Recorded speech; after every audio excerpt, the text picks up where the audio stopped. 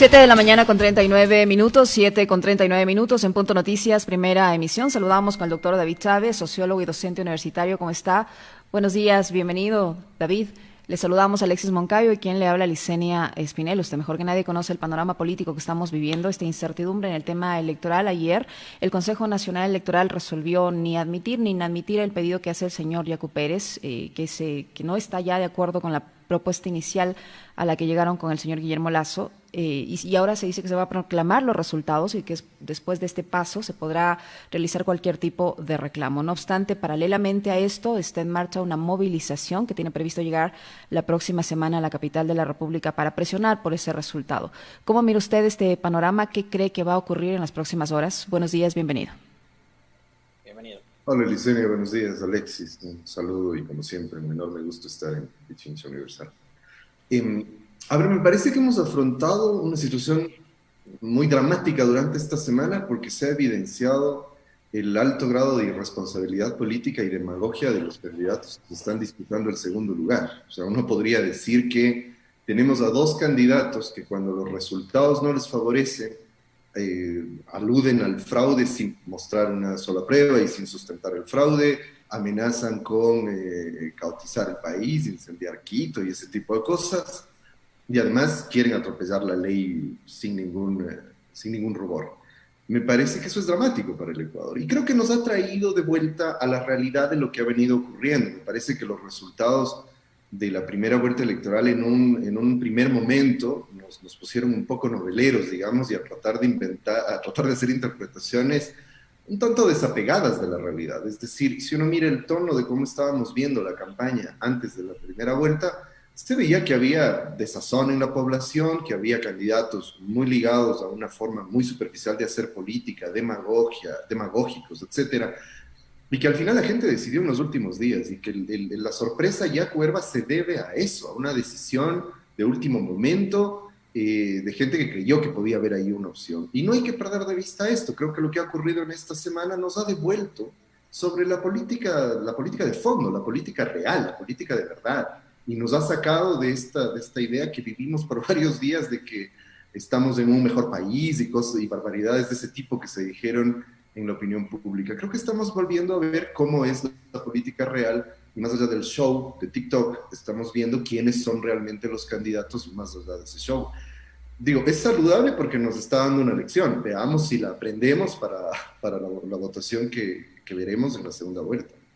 Ahora, el problema, doctor Chávez, buenos días, es que a este show se ha sumado la institucionalidad, porque digo, a ver, a mí no me sorprende que los dos candidatos pretendan armar el show para, digamos, ganar notoriedad, para imponer sus tesis y demás. El problema es que todo ese show el día viernes fue auspiciado por el Consejo Nacional Electoral, y ahí tenemos una institución que es el árbitro de este proceso electoral y que yo digo, veía con asombro y le escuchaba con asombro a los consejeros el día viernes lanzar loas a los candidatos. O sea, eso es algo que no habíamos visto nunca en este país. No, realmente lamentable. O sea, fue un espectáculo vergonzoso. Vuelvo sobre lo que decía. O sea, ha sido un aprendizaje en todos los sentidos y sin duda es dramático que la institucionalidad esté metida en esto, pero no es de ahora, ¿no? O sea, ya viene de hace tiempo atrás. O sea, yo decía en la campaña de primera vuelta, es lógico que los candidatos empiecen a utilizar la campaña sucia. Eso es normal, no es deseable, pero es normal en cualquier campaña política. Lo que es delirante es que el aparato del Estado se meta también en la campaña sucia, pero no olvidemos que la campaña sucia, particularmente contra el correísmo, en este país empezó en la Fiscalía y en los tribunales de justicia. Entonces, tener ahora al CNE metido en una campaña, porque además el espectáculo bochornoso en el CNE fue el inicio de la campaña a la segunda vuelta de la coalición anticorreísta. O sea, fue casi el meeting de inicio de campaña. Las rencillas que están teniendo ahora, los desacuerdos que están teniendo ahora, me parece que son tensiones dentro de la intención general de tener un pacto y de tener a los electorados de ambas candidaturas juntos para ir en contra del correísmo. Bueno, otra cosa es si lo van a lograr. Yo creo que, sobre todo en el caso de Yacu Pérez, muy irresponsablemente se ha feriado el capital político que tenía. Pero, digamos, lo del CNE es como la versión más, o digamos, el último episodio de una devastación institucional que vive el Ecuador. Pero vuelvo sobre lo que dije, ¿no? Estamos viéndolo con claridad. O sea, estamos viendo con claridad a dónde nos condujeron ese tipo de posiciones políticas? ¿A dónde nos condujo la descorreización que ahora otra vez se está poniendo de moda? Lo estamos viendo. O sea, digamos, lo mínimo es que tengamos un aprendizaje político elemental ante semejantes pruebas que vemos ahí. Pero sí, coincido plenamente que yo no recuerdo un espectáculo tan bufonesco como el del CNE de ese día. Ninguna autoridad, el consejero Verde Soto casi levantándose a darle un abrazo a Yacu Pérez. A eso me refería, justamente a eso me refería. Me imagino que sí, los consejeros, esta cosa de locos, son la autoridad, son son una institución técnica para manejar esto, y casi diciéndoles a los candidatos, ¿cómo hacemos? Díganos ustedes qué creen, qué creen que es lo que debemos hacer. Lo que han hecho ayer, que igual yo no confío en nada de lo que hacen, pero lo que han hecho ayer es lo que debieron haber hecho desde el principio. Es el procedimiento básico, proclamar resultados, y después los candidatos impugnan, y si no tienen pruebas, sencillamente no se les acepta, se acabó. Lo otro es, las intenciones eran otras, creo yo, y creo que allí además hay un libreto escrito. O sea, David, ¿cuál cree usted que va a ser el desenlace, tomando en cuenta precisamente todos estos antecedentes, el hecho de que la candidatura de Yacu Pérez desconozca de cierta manera la transparencia, la eficacia o la eficiencia en la organización, en el proceso como tal del Consejo Nacional Electoral, cuando antes aplaudía su conformación, cuando antes aplaudía la forma como nació este Consejo Nacional Electoral a raíz de la consulta popular, a raíz de la irrupción en el tema tanto constitucional como político del señor Julio César Trujillo, y este es el resultado, este es el Consejo Nacional que tenemos, otrora alabado por estas fuerzas políticas que ahora incluso desconfían de su transparencia en la organización del proceso porque el resultado no les es favorable. ¿Cuál cree usted que va a ser entonces el desenlace de esta situación? A ver, bueno, una primera consideración, porque me parece muy importante lo que señala respecto de la responsabilidad de estos actores políticos con lo que está pasando, que es otra cosa que a mí me parece delirante, ¿no? O sea, se quejan de lo que está ocurriendo cuando han sido de los actores políticos que promovieron lo que está ocurriendo. Siempre me ha llamado mucho la atención, y me llamó mucho la atención en primera vuelta que a Yacu Pérez no se le haya vinculado y presionado desde las otras candidaturas sobre la responsabilidad del Pachacutic en esta situación. No olvidemos que el gran promotor de la destrucción institucional del Ecuador a nombre de la descorreización fue Julio César Trujillo, uno de los cercanos del Pachacutic. Estuvo ahí Luis Macas, uno de los grandes dirigentes del movimiento indígena. En ese CNE, buena parte de asesores, amigos, aliados, en el Consejo de Participación Ciudadana, buena parte de los asesores, amigos, aliados, eran parte del Pachacutic o cercanos al Pachacutic. Y bueno, Diana Tamaín es Pachacutic, etcétera. Es decir, me parece que ahí Yacu Pérez ha tenido la suerte de que no ha debido responder por eso, no ha debido responder por cómo el Pachacutic ha sido corresponsable y también ha cogobernado con Moreno. Basta ver las votaciones del Pachacutic en la Asamblea, lo cual se ha dicho ya insistentemente. Yacu Pérez estuvo haciendo campaña a favor del 7 veces sí, por cierto, ¿no? Además, por supuesto, ¿no? Ahora, sobre cuál puede ser el desenlace es todavía muy difícil de saber. Me parece que hay un juego de tensión de fuerzas en el que cada quien quiere mostrar cuál es la fuerza que tiene para el pacto que se va a armar en nombre del anticorreísmo. Me parece que ese es el juego. No sé si esto vaya a llegar a un nivel de desestabilización de la democracia, etcétera. No niego que hay ciertos sectores que seguramente están pensando también en esa posibilidad. Ustedes saben que para mí, lo he dicho en este espacio, ese ha sido siempre un escenario posible y creo que sigue siendo una de las opciones, y creo que seguramente hay actores políticos internos y externos que barajan esa como una posibilidad. Lo que podemos ver hasta ahora es que pareciera que no se van a ir hasta allá, sino que de alguna manera es una especie de pulso de fuerzas para que en ese pacto que seguramente se va a consolidar abierta o implícitamente, ir tomando posiciones, ir sabiendo quién negocia qué con quién, digamos, ¿no? Creo que va un poco más por ahí. Me parece que Yacu Pérez, yo personalmente creo que está cometiendo los mismos errores de Guillermo Lasso en 2017. Me parece que lo que quiere es hacer una muestra de fuerza para su negociación, sobre todo con Lasso, posiblemente con la izquierda democrática también, que es a quien han llamado también a ese pacto. Doctor Chávez, a esta hora, bueno, Licenia le preguntaba sobre el desenlace, pero yo quisiera saber si es que lo sucedido el viernes, lo ocurrido durante el fin de semana y más la decisión de ayer del CNE de finalmente hacer lo que tienen que hacer, ¿alguien puede capitalizar algo? O sea, ¿lo del viernes sirve a alguno de los dos para capitalizar algo? O sea, ¿funciona lo del viernes, ya sea para Lasso o para Yacu, funciona para alguno de los dos? ¿O no? O la gente además, digo, va a estar más pendiente de lo que hicieron ellos dos en ese momento, o quizás de las urgencias que tenemos como sociedad, porque mientras ellos estaban peleando por entrar a la segunda vuelta, la ciudadanía todo el fin de semana estaba preguntándose por las vacunas. Entonces, además existe una desconexión total entre estos dos candidatos que siguen peleándose contra el correísmo, que ya no gobierna este país 4 años, mientras hay una realidad que está aquí afuera y que nos está afectando todos los días. Sí, es que eso tiene que ver con lo que yo decía hace un momento. Me parece que el paso, el gran cambio del escenario político entre la primera y la segunda vuelta es que pasamos de la política del TikTok a la política de verdad. Y la política de verdad implica tener en cuenta todos estos problemas. De alguna manera, creo que la gente está empezando a sentir que estuvo bien entretenerse un rato con candidatos simpáticos haciendo TikTok en la primera vuelta, pero bueno, ahora ya hay que tomar decisiones de otro tipo porque ya vamos a elegir quién va a gobernar este país. Me parece que ahí les ha ido mal a ambos, es decir, creo que manejaron bien. El arrepentimiento de Lasso es precisamente la mejor muestra de que entendió después que metió la pata, digamos, que no era lo mejor hacer este show que hicieron en el CNE. Y lo de Pérez también me parece que es lamentable, porque además, pues que no es justo, ¿no? Con toda la representación interesante de los sectores populares, del movimiento indígena que él representa, ponerse a jugar en este nivel creo que no es justo, ¿no? Me parece que está a la altura de lo que está representando.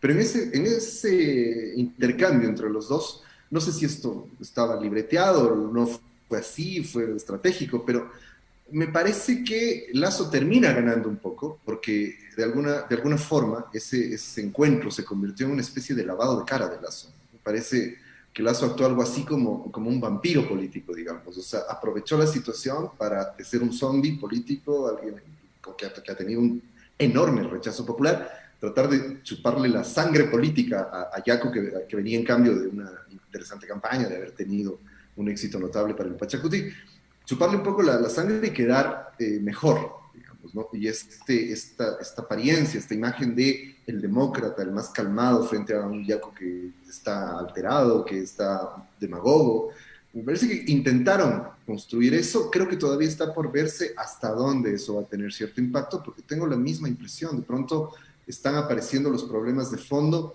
un gobierno absolutamente inoperante y negligente como este, poniendo mensajes a favor de que se haga este reconteo sin sustento legal y todo, y que van inclusive a dar los recursos, mientras efectivamente la gente está clamando que se resuelvan los problemas sanitarios tan graves que tenemos. Entonces, me parece, creo, digamos, es saludable, habrá que ver hasta dónde aprendemos la lección, insisto, pero es saludable que esta política de la apariencia, esta política del marketing, etcétera, empiece a desplomarse, y porque nos obliga como ciudadanos a empezar a ver lo de fondo en la política, que creo que va a ser crucial para la segunda vuelta, volver a tomar en consideración que esta es una elección muy, muy, muy importante, es esencial para el futuro del país. David, ¿qué impacto puede tener que mientras esto ocurre entre el señor Guillermo Lasso, el señor Yacu Pérez, el Consejo Nacional Electoral, por otro lado, el gobierno a través de la Fiscalía dé pasos en el sentido de presionar a la candidatura de UNES, incluso invitando al fiscal de Colombia, una cosa absolutamente diligente que no hemos visto en otros casos, como por ejemplo el del INA Papers, por el supuesto préstamo que habría hecho el ELN al candidato Andrés Arauz, cosa que ha sido negada por el candidato y también por el mismo grupo irregular. ¿Qué impacto puede tener esto? Bueno, creo que eso es parte de la campaña sucia otra vez, ¿no? Pero como digo, con las instituciones del Estado metidas en la campaña sucia. Digamos, los tiempos no les darían, aunque en este país puede pasar cualquier cosa para un enjuiciamiento, etcétera. Pero no hay que perder de vista que una de las opciones es que si gana la Revolución Ciudadana, se guarden estas bombas de tiempo ahí para reventarlas después, es decir, aprovechar esto después y tratar de golpear a un eventual gobierno del correísmo. Y en el marco de la campaña me parece que es la Fiscalía haciendo campaña sucia, ¿no? Es dramático tener a la Fiscal General de la Nación como casi la gerente de la campaña sucia de la coalición anticorreísta, porque ya ni siquiera va a ser Lazo solamente, creo que, insisto, se van a juntar Lazo y Pérez de una u de otra forma. Me parece que esa es la intención, ¿no? Seguir golpeando, seguir teniendo una actitud institucional hostil con la candidatura de la Revolución Ciudadana, pero tiene además un aditamento que es preocupante, que es la injerencia extranjera en esto. Es decir, que haya sido el fiscal de Colombia que venga lo que a todas luces, o que venga a sustentar lo que a todas luces es una noticia falsa como razón jurídica para iniciar una indagación fiscal, me parece que es dramático, ¿no? Pero una vez más, es el lamentable estado de cosas que vive el país. No sé si vayan a llegar muy lejos con eso, porque me parece que, insisto, si llevan eso a las últimas, hasta sus últimas consecuencias, eso ya nos pone en el escenario de la desestabilización democrática. Otra vez, tengo la impresión de que todavía no están en ese escenario, de que no es una opción, pero no están pensando en ese escenario. Pero al menos generar el ambiente para seguir vulnerando las condiciones democráticas, esa me parece que sí es una intención que tienen con esta denuncia desquiciada, ¿verdad? Me parece. Pero bueno, en el Ecuador hemos visto que se ha juzgado a expresidentes con denuncias desquiciadas, entonces tampoco es que es simplemente un tiro al aire.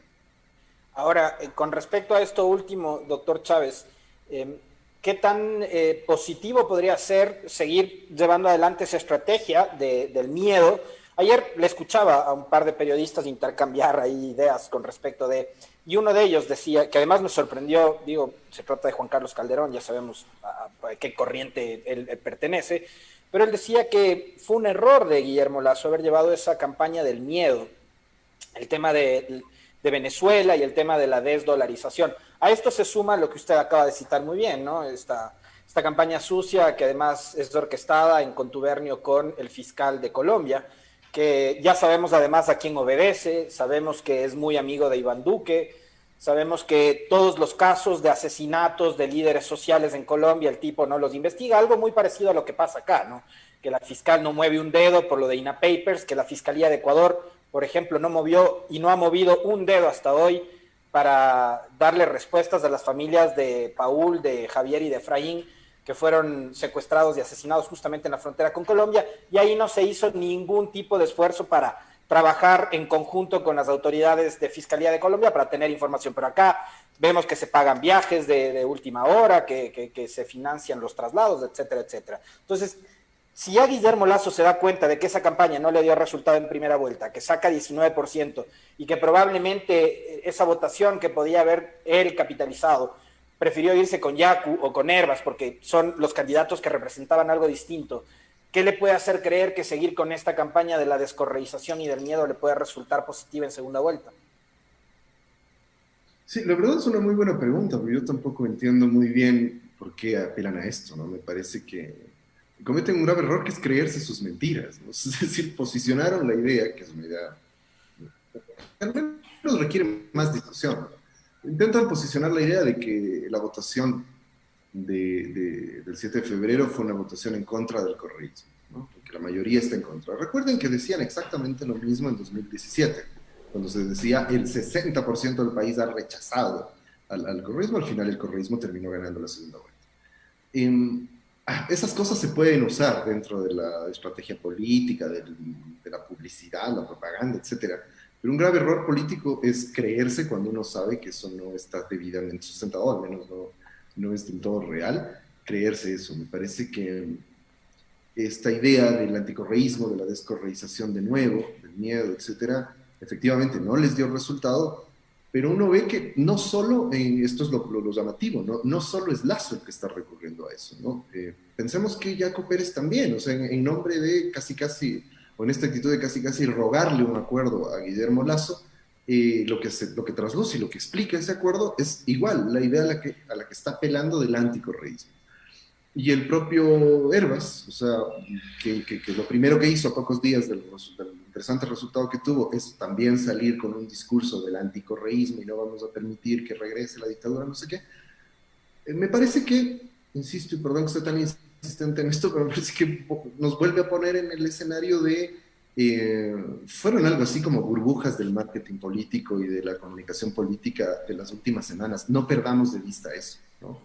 No perdamos de vista eso, porque me parece que hay lecturas tan delirantes como decir que Yacu representa el enorme apoyo de un poderoso movimiento indígena. Bueno, no, Yacu llega donde está precisamente porque se desmarcó de octubre y del movimiento indígena. Porque fue tan absurdo que no tuvo 2 segundos para referirse a octubre en medio de toda la campaña. Y hay una declaración de Yacu en la que señala que Vargas de Isa tienen que ser juzgados por lo que hicieron. exactamente. Entonces, y de igual manera Herbas, ¿no? Es decir, esto de que igual ahí se hace una lectura delirante, es el renacimiento de la socialdemocracia y la izquierda democrática, que a mí me parece que es, o sea, no tiene ningún sentido esa lectura. O sea, al final ambos fueron una burbuja del marketing y la comunicación política, que en una situación como la que vivíamos, que frente también a los que me parece que fueron equívocos de la campaña del correísmo, que no logró generar mensajes que capten a esa población que estaba disconforme y todo, les dieron la votación que les dieron. Pero yo insisto, o sea, son burbujas políticas que ahora se están reventando. Ese es el problema. Vuelve la política de fondo que está articulada a la contradicción correísmo-anticorreísmo, en donde usualmente el anticorreísmo tiene una visión muy limitada de por qué la población apoya el correísmo y ahí se equivocan y se han venido equivocando del medio a la mitad. Por eso tienen que recurrir a mecanismos poco democráticos o abiertamente antidemocráticos para enfrentar al correísmo, como lo han hecho en estos últimos 4 años.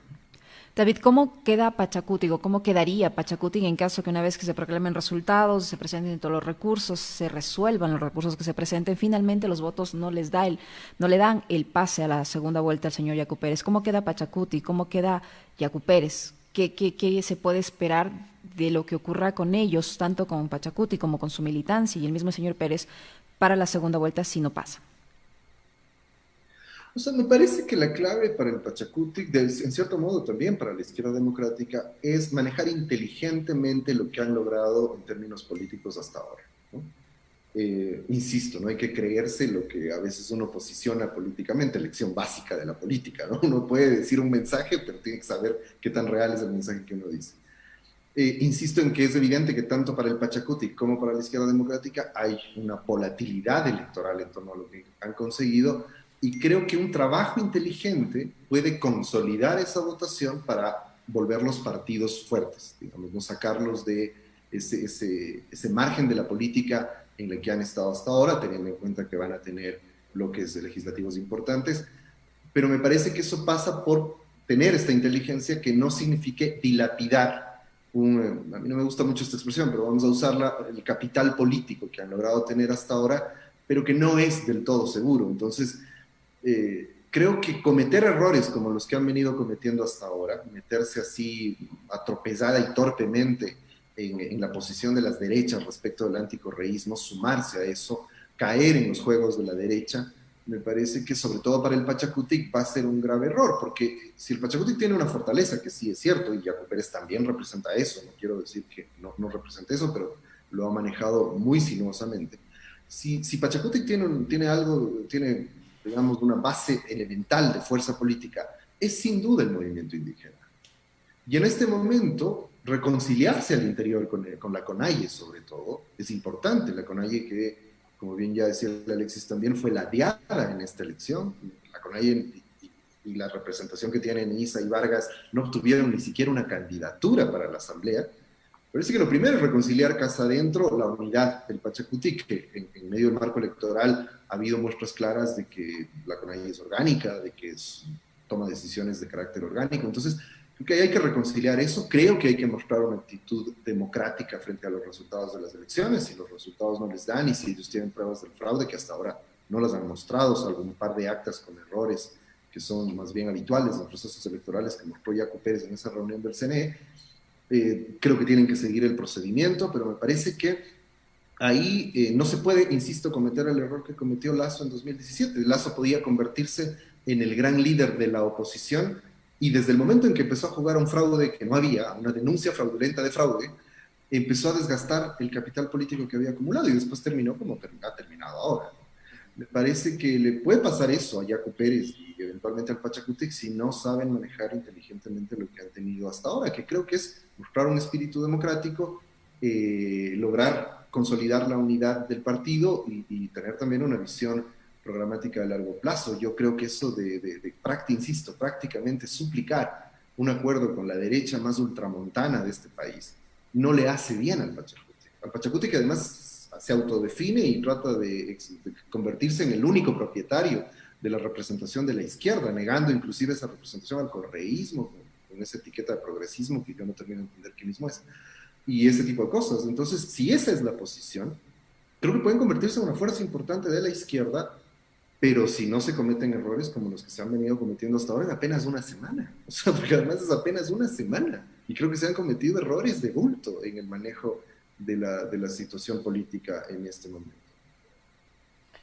Muy gentil al doctor David Chávez, analista académico, con quien hemos conversado en esta mañana sobre la última reunión que mantuvieran los dos candidatos que están pujando por entrar a la segunda vuelta, el CNE, y todo esto a vista y paciencia de los observadores de la OEA, muy diligentes de ellos, pero de todo el país, además, que está siguiendo con muchísimo interés el desenlace de lo que será de lo que ha sido esta primera vuelta electoral. Como siempre, un gusto, David, un fuerte abrazo y muchas gracias.